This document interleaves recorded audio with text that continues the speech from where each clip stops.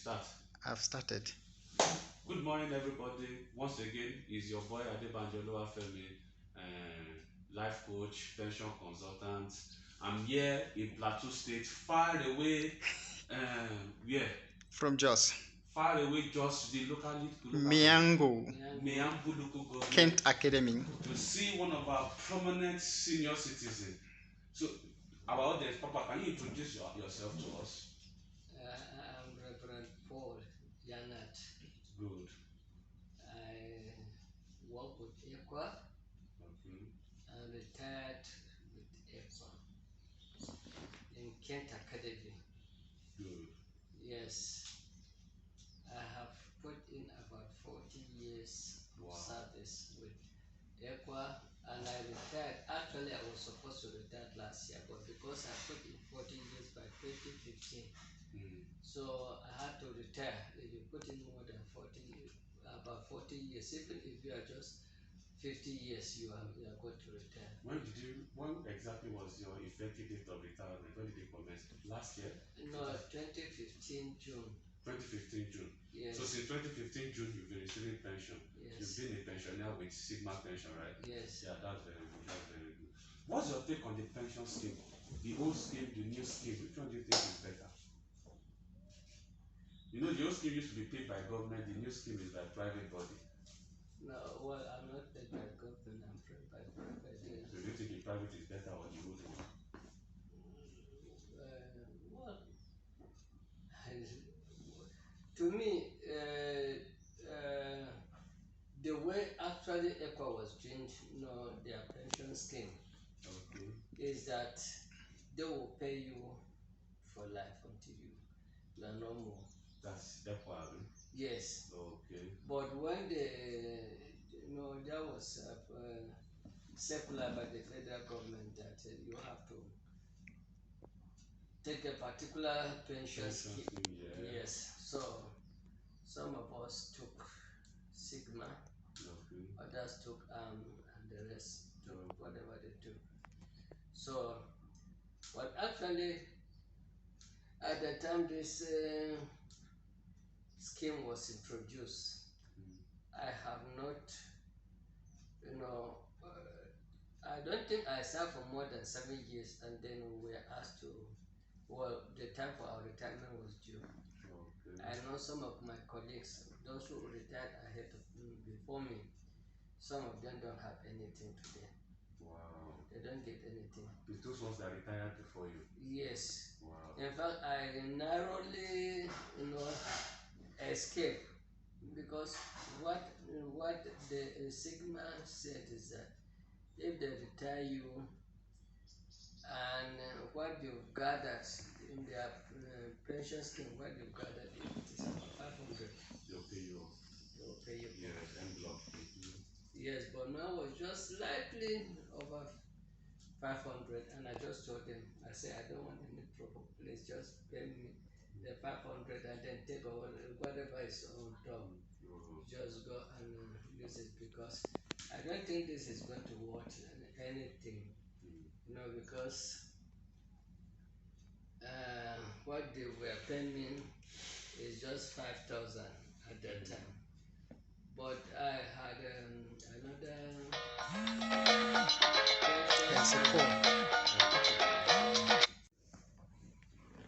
they transfer about 100,000, over 100,000 into the Sigma. Then mine went up to 6,000. So that is what I am collecting now. If I may ask you, how has life been after retirement?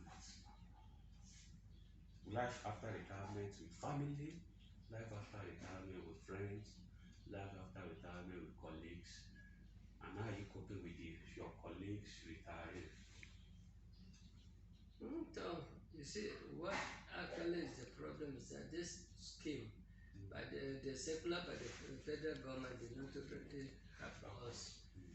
It didn't help us. If we were left with the organization that we were working with, that organization will be paying us for life. And what I would have been collecting, honestly, Even if I'm collecting 20,000, it will be okay for me because I've already trained my children. They have gone to the university and they are through. So 20,000 for me and my wife, I think we'll be able to manage it. And besides that, actually I planned for my retirement, but it is said plan proposes, God disposes. I planned for my retirement. I invested in order that when I retire, I should be able to live comfortably with my family.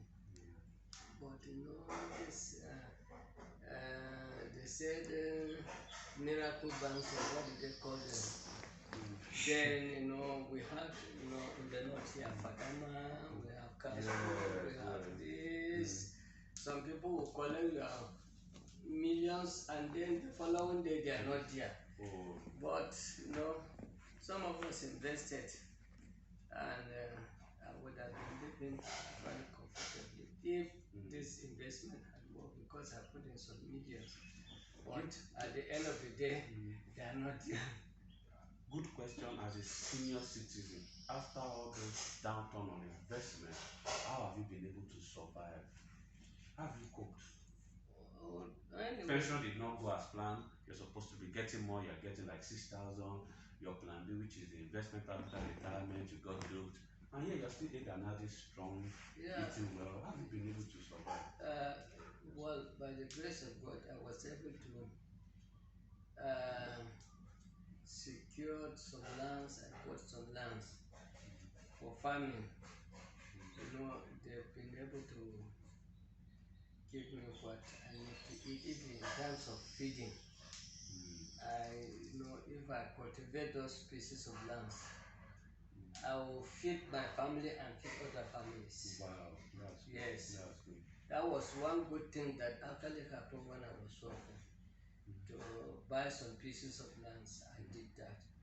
And other ones, if I'm able to develop them, I think I shall be more comfortable than. Good. Even somebody who is working in a manager in the bank, I'll be more comfortable than him. If I should ask you, now that you are retired, has any government parastatals organization, anybody has gathered, call you, senior citizen, do program seminar or financial assistance from anywhere? Have you guys gotten anything? Maybe facility grants, anything that will support you? So, there have been some kind of people promising us grants. We filled in forms, we've collected certificates, we have the certificates, but the grant, the promise, you go and pay money, you open a bank account, but we've not, I for one have not received anything. Wow. Yes.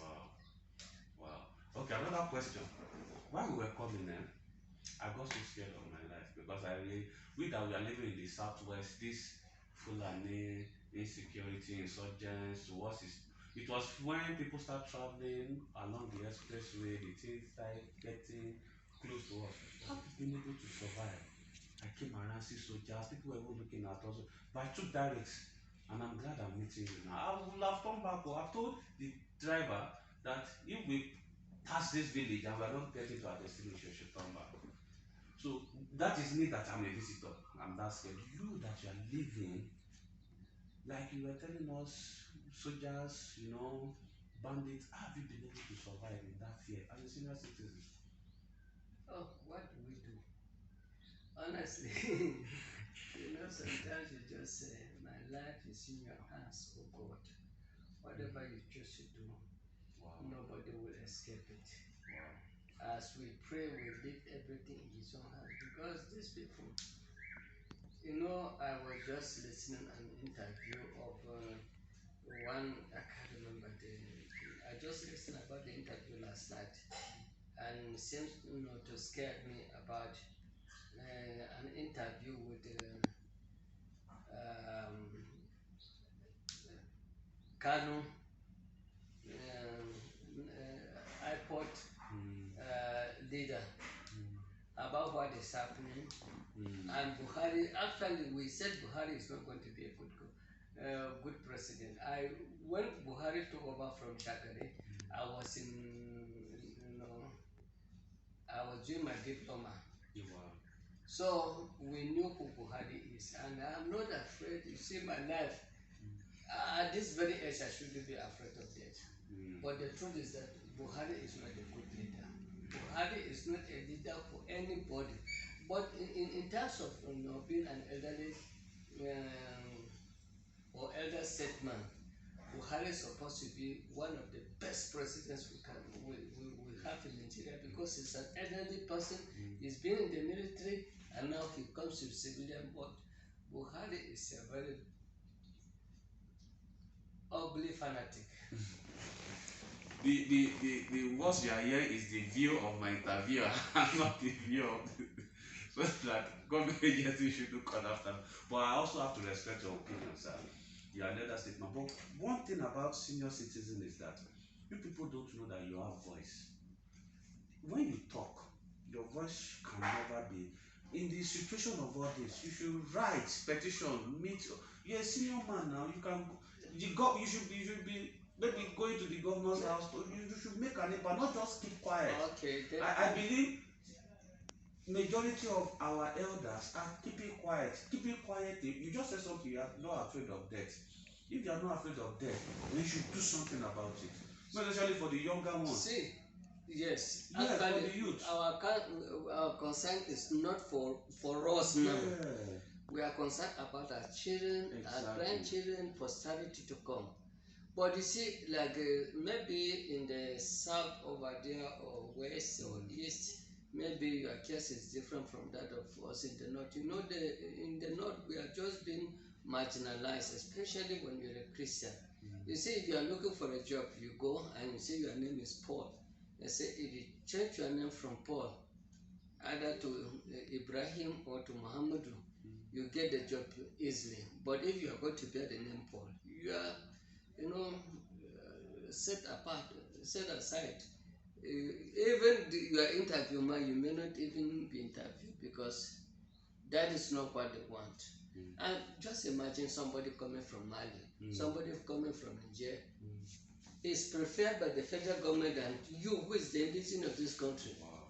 How does it make sense? I'm hearing this for the first time. This is true. No, it has been. Wow. It has been.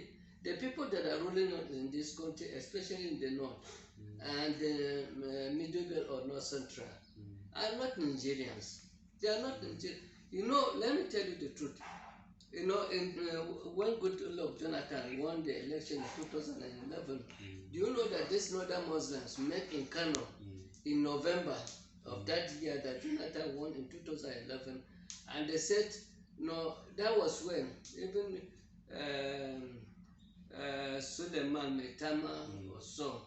He said he's not from Nigeria. His grandparents came from Nigeria. And so many of them were talking.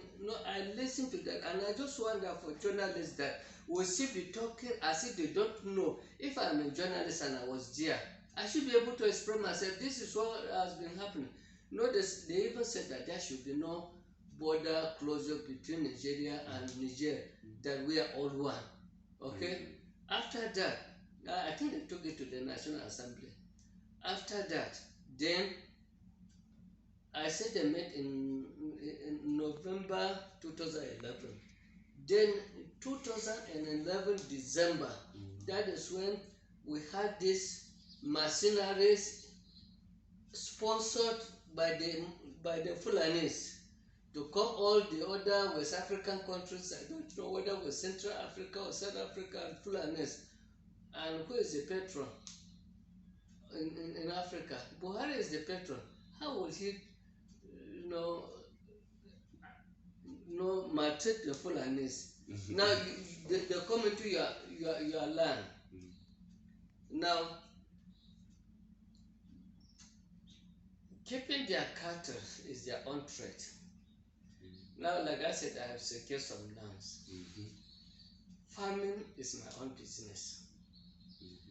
If you take your cow and you put them into my farm to eat my crops,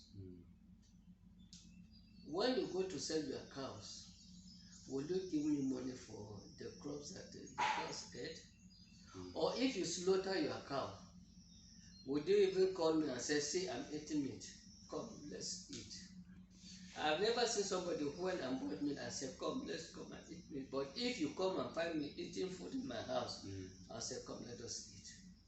You invite people to come and to go for lunch or breakfast or what. You don't invite them to go and eat meat. You invite them to go and eat food. Okay? If you say you are taking somebody for lunch, you don't take that person for pepper soup. You take that person to eat food. Meat is just, it's just a condiment. Even though it is good, but it's just, to me, it's just a condiment. It's not the real dish. It's not the real dish. It's just a kind of flavor. And if you are eating meat every day, you know that you'll soon have health challenge. So the issue is this: when the Fulanis are doing their own business with their own cows, they come and take, they come and destroy your crops. What are they actually looking for? Are they looking for good relationship, or they are looking for trouble? And these Fulanis don't just come. And how many times, you've been hearing that when you see a Fulani with an AK-47, you arrest him. How many have been arrested? So the government, our government, are not telling us the truth. They are not telling us the truth. And if there is a God who is absolute, and you come to me and you are telling me lies, and say that you are talking in the name of that your God, if that is the way you are going to live with your God, and you are going to be lying to yourselves in the presence of that God, I don't think I need that God. But if you are coming to tell me the truth that will help me, and for me to see the light, I think I need that God. Somebody who will help me, somebody who will take me out of poverty, out of drought, out of lifeless situation, and give me life. That is the person I want to have. Papa, you said so much. Let us go away from politics now. That is what is destroying our country. Yes, we would have been developed more than what we are today. But you see, look at the way we are today. What future are we living for our children? What are we living for society? You see, if we will continue this way, our children, when they come up, our grandchildren will say, where were you when these things were happening? And what will you say you were? And I just imagine that Nigerians, even those, you see Christians who are in APC, and when they try to defend Buhari, defend APC, you just wonder, are these people with common sense? Are these people, do they know God? Do they fear God? Do they think of life hereafter death? Now, see what APC is doing, what the Fulanis are doing in APC. You see, I promise I give you 100,000. And you are jubilating that, yes, you have that 100,000, you are going to enjoy. But you are not considering the people within and around you. You will sell the lives of those people in order to get 100,000. And that 100,000, let me tell you, you are not going to even enjoy that 100,000. They will come back in a way that they will kidnap you. They gave you 100,000. You are going to look for another 300,000 to join with that one and pay them, and you become more wretched. And what you thought you were going to get to be on top of us, to have advantage over us, now we will become the same. Papa, let me ask you lastly before we go. Your colleagues who are also retired, you used to get in touch with them. Do you guys meet? Do you guys have like a union? Do you guys come together? I don't think we don't. who is to bring us together? So everybody to his own tent. What is that? So good to see you, Papa. We will keep in touch. It's a nice one coming around. Please keep in touch with your family members. And try to do some roadblocks, stay healthy, eat good food, and we'll come around to check on you more and more. Okay. Thank you.